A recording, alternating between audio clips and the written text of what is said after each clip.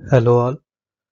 ये वीडियो मैं उन लोगों के लिए बना रहा हूँ जिन्होंने अभी तक प्रीलिम्स का एग्ज़ाम एक बार भी नहीं दिया है, या फिर जिन्होंने एग्ज़ाम तो दिया है प्रीलिम्स का 2-3 बार, लेकिन वो प्रीलिम्स क्वालिफाई नहीं कर पाते हैं कुछ मार्क्स से, या फिर 5 से 10 मार्क्स के रेंज से, जहाँ पे most of the serious aspirants lie करते हैं। जब मैंने प्रीलिम्स का एग्ज़ाम देना स्टार्ट किया था, तो मैंने ये सब चीज़ें उस वक्त नहीं सीखा था। फर्स्ट 2 अटेम्प्ट में मैंने 3 अटेम्प्ट्स दिए। मैंने जब फर्स्ट 2 अटेम्प्ट्स में ये सब चीज़ें नहीं सीखी थी, उस वक्त यूपीएससी का जो नेचर था, अ, वो उतना ज़्यादा रैंडम नहीं था। अब 2 साल से क्या हो रहा है कि रैंडमनेस काफ़ी बढ़ गया है यूपीएससी में। यूपीएससी में रैंडमनेस बढ़ गया है, इसका मतलब कि लॉजिकल गेसिंग वाले जो क्वेश्चन यूपीएससी पूछ रहा था, 2014 से लेके 2019 का पेपर आप उठाओगे, तो उसमें 40 से 50 ऐसे रेंज के क्वेश्चंस थे जो आसानी से लॉजिकल गेसिंग से बन जाते थे। लेकिन आजकल जो यूपीएससी 2018-20 के बाद से जो क्वेश्चंस पूछ रहा है, उसमें लॉजिकल गेसिंग उतना नहीं लग रहा है। मतलब लग तो रहा है, लेकिन कम लग रहा है। और खासकर 2022 और 2023 का जो पेपर आया, उसमें तो लॉजिकल गेसिंग एकदम से एलिमिनेट कर दिया।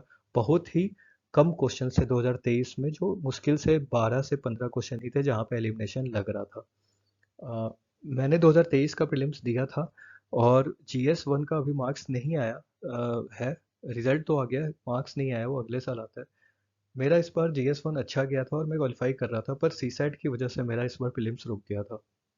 तो मैंने सोचा कि ये वीडियो मैं आपके सामने लाता हूँ कि जो प्रीवियस ईयर क्वेश्चंस है उन्हें कैसे हैंडल किया जाता है, कैसे अप्रोच किया जाता है। क्योंकि कभी कभी क्या होता है कि हम बहुत सारे वीडियोस यूट्यूब पे देखते हैं एलिमिनेशन टेक्निक्स के, और हम ब्लाइंडली फॉलो कर लेते हैं वो वीडियो को। तो मैं इस क्वेश्चन में पर्टिकुलरली आपको वही चीज़ बताने वाला हूँ, वही चीज़ बताऊंगा कि कैसे आप हर क्वेश्चन में एलिमिनेशन टेक्निक्स को ब्लाइंडली फॉलो नहीं कर सकते हो। और कैसे नॉलेज का इम्पोर्टेंस है। और खासकर आजकल जब यूपीएससी बहुत ज़्यादा फैक्चुअल हो गया है, लूसेंट से सवाल दे रहा है, और बहुत सारे सवाल उसके स्टेट पीसीएस जैसे हो गए हैं, तब आपको कैसा अप्रोच रखना चाहिए प्रीवियस ईयर क्वेश्चंस। लेकिन प्रीवियस ईयर क्वेश्चंस बहुत ही ज़्यादा अपने आप में भी काफ़ी इंपॉर्टेंट होते हैं, इसलिए आप इग्नोर उन्हें नहीं कर सकते हो। आपको अप्रोच खुद से ढूंढना होगा। तो ये जो एग्जांपल मैं आपको देने जा रहा हूँ इस क्वेश्चन के थ्रू, वो आप वो चीज़ समझो, और हो सके तो ये वीडियो को लास्ट तक देखो। अगर आप एस्पिरेंट हो, जरूर देखो इस वीडियो को, तो आपको समझ में आएगा कि कैसे एलिमिनेशन टेक्निक और नॉलेज का गेम का मिक्सचर होता है यूपीएससी। तो बढ़ते हैं, ये स्लाइड में आपको लास्ट में समझाऊंगा how to approach this type of question. पहले क्वेश्चन को सॉल्व करने की कोशिश करते हैं विथ नॉलेज। मैं ये मान के चल रहा हूँ कि आप यूपीएससी के एक अच्छे एस्पिरेंट हो और आपने सीरियस तैयारी की है और बेसिक बुक्स पढ़ी है, बेसिक सोर्सेज पढ़े हैं। एक्चुअली सोर्सेज में कोई भी किताब पढ़ी होगी, ये मिडिवल हिस्ट्री का क्वेश्चन है, तो आपने एनसीईआरटी पढ़ी हो, या फिर कोई भी किताब पढ़ी हो, या कोचिंग के नोट्स जहाँ भी आप पढ़ते हो, तो वो एज्यूम कर रहा हूँ कि आपको उतनी चीज़ें पता है। तो फर्स्ट स्टेटमेंट को देखता हूँ। White marble was used in making बुलंद दरवाजा एंड कनखा एट फतेहपुर सिकरी, ठीक है। और सेकंड स्टेटमेंट है, red sandstone and marble where used making बारह इमाम बारह एंड रोमी दरवाजा एट लखनऊ। अगर आपने हिस्ट्री की आर्किटेक्चर पढ़ी है, जहाँ से सबसे ज़्यादा क्वेश्चन आता है, सबसे ज़्यादा क्वेश्चन आता है, तो मिडिवल का जो पार्ट है आर्ट एंड आर्किटेक्चर, वो आपको नहीं छोड़ के जाना है। अब लोग बोलेंगे कि ये क्वेश्चन कहाँ से आया, तो देखिए, फतेहपुर सिकरी, बुलंद दरवाजा, ये होते हैं कीवर्ड्स। आपको सबसे पहले कीवर्ड्स आइडेंटिफाई करने क्वेश्चन।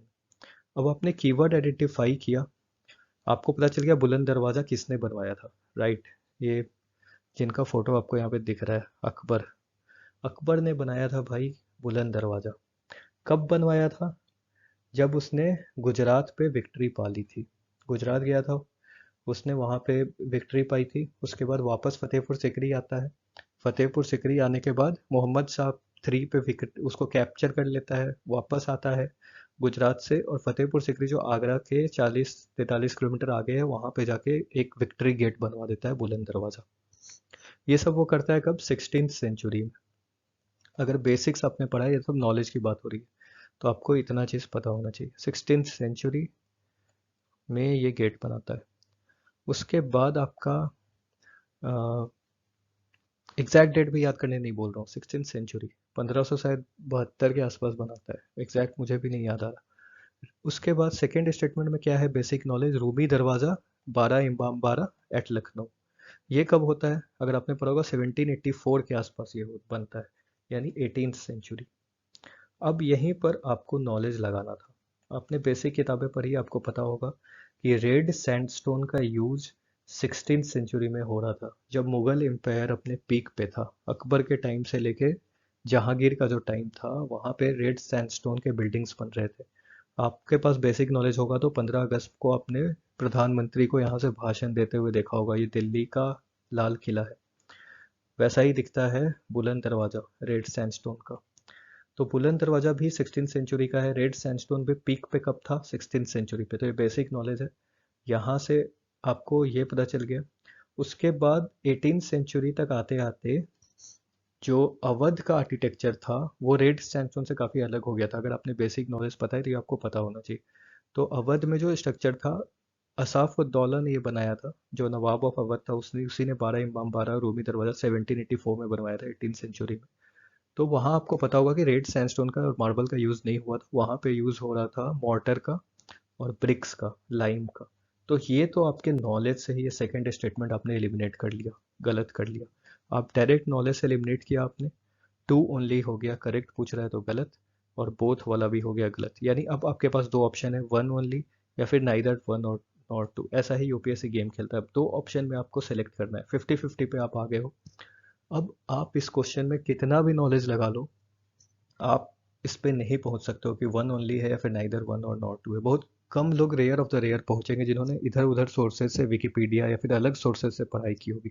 और ये एक ऐसा टॉपिक है हिस्ट्री का, आर्ट एंड कल्चर, जो लोग डिफरेंट सोर्सेज से नहीं पढ़ते हैं, और पढ़ना भी नहीं चाहिए, क्योंकि इससे क्वेश्चंस कम आते हैं।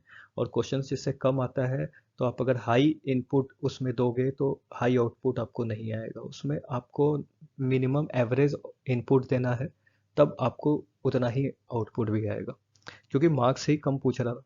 तो अब देखो, आपको ये चीज़ क्लियर हो गया कि वन ओनली या फिर नाइदर वन या नॉट टू में से आंसर है।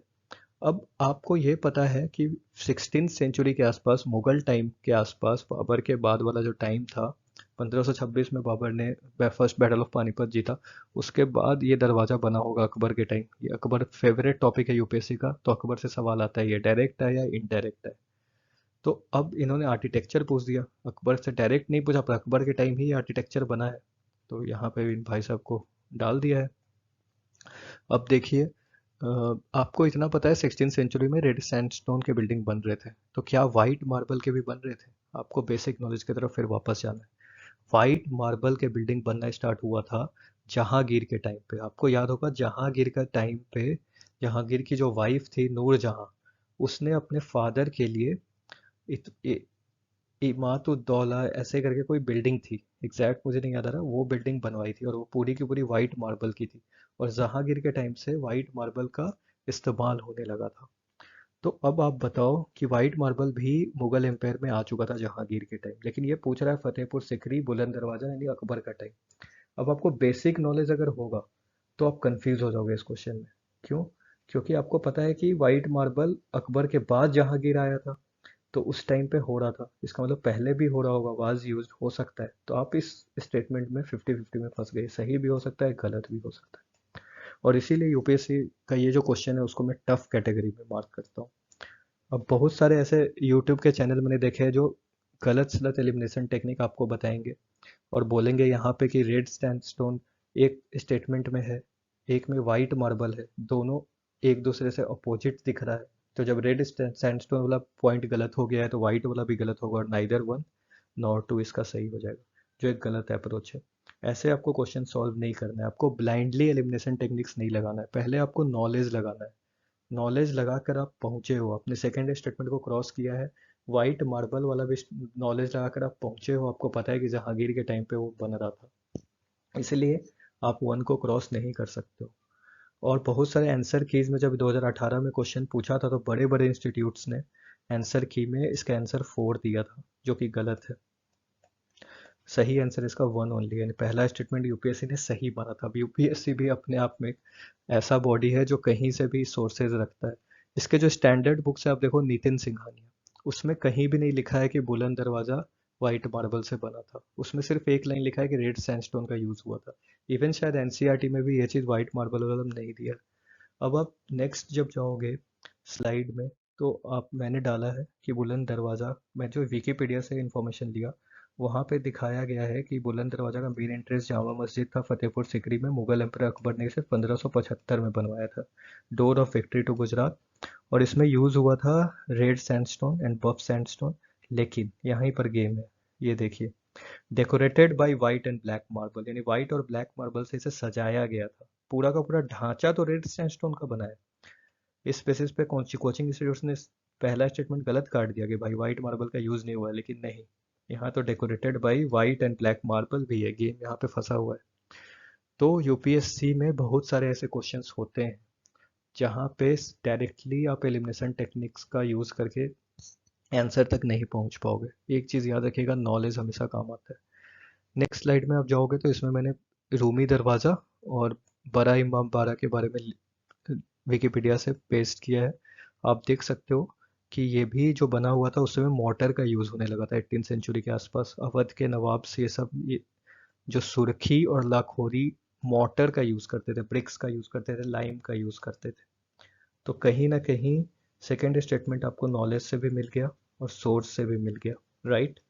तो you can eliminate second statement but still cannot eliminate the first statement if you have not read the wikipedias and other sources। लेकिन ठीक है, अब ऐसे क्वेश्चंस अगर आएंगे तो आप क्या करोगे? नेक्स्ट स्लाइड में मैं यही आपको बताने वाला हूँ, how to approach this type of questions in exam hall, क्योंकि एग्जाम हॉल में बहुत ज़्यादा प्रेशर होता है। और प्रेशर के टाइम जब दिमाग उतना काम नहीं करता है, इतने सारे फैक्ट्स भी आपको मेमोराइज करने हैं अपने बेसिक नॉलेज के दम पे, और साथ ही साथ लॉजिकल गेसिंग भी लगाना है। तो पहला चीज़ याद रखिए, डिफिकल्ट क्वेश्चन था। अब इतना ज़्यादा मेमोराइज कोई नहीं करता है हर स्मॉल डिटेल्स एवरी मोन्यूमेंट के बारे में, इंडिविजुअल बुक्स में भी ये दिया नहीं है जो मेन सोर्सेज है। तो ऐसे क्वेश्चंस पढ़ने का क्या सही तरीका है कि न्यूज़पेपर पढ़िए, लिंक करिए स्टैटिक को डायनेमिक से। अगर आप 2018 में ये एग्ज़ाम दे रहे होते तो 2017 में 17 सितंबर को ये न्यूज़ में आया था, 2018 में पेपर हुआ, और 17 के हिंदू में आया था सितंबर में कि बुलंद दरवाज़ा एंड रूमी दरवाज़ा गेटवेज, ऐसे करके कोई न्यूज़ था, आर्टिकल में आया है, देखिए एडिटोरियल में आया। तो कहीं ना कहीं अ, अगर आप स्टैटिक और डायनेमिक पोर्शन, यहाँ से आपको बुलंद दरवाजे के बारे में तुरंत जाके अपने स्टैटिक बुक में पढ़ लेना था। तो in exam hall apply your knowledge, if not then identify your keywords followed by logical case. अगर तब भी नॉलेज आपका काम नहीं दे रहा है, नॉलेज से ही आपका आंसर निकल जाता है, अगर नहीं दे रहा तब कीवर्ड आपको आइडेंटिफाई करना है और लॉजिकल गेस। लेकिन यहाँ पे हमने देखा कि कीवर्ड और लॉजिकल गेस करने के बाद सेकेंड स्टेटमेंट तक हम सही कर पा रहे थे, फर्स्ट स्टेटमेंट में 50-50 चांस था। उसके बावजूद भी कई क्वेश्चंस ऐसे होंगे यूपीएससी के जो नहीं बनेंगे। तो आपको घबराना नहीं है, बस अपनी तैयारी सही डायरेक्शन में रखनी है। ये वीडियो बनाने का मेरा वही मकसद था। और ब्लाइंडली जो यूट्यूब पे चल रहा था एलिमिनेशन टेक्निक्स, ये सब फॉलो मत करिएगा। पहले अपना नॉलेज के दम पे गेम खेलिए, नॉलेज के बेसिस पे आप सही कर सकते हो। नॉलेज आपको एकदम 100% सही कराएगा, लेकिन लॉजिकल गेस हमेशा आपको 50-50 में फंसाएगा। तो मैं ये नहीं बोल रहा हूँ कि लॉजिकल गेसिंग हट गया है पूरी तरह से, मैं एक वीडियो लाऊंगा 2023 के क्वेश्चन में कैसे अभी भी लॉजिकल गेसिंग से 15 सवाल बन रहे हैं 100 में से। तो ठीक है, थैंक यू, मेरा ये वीडियो में यही आपको बोलना था।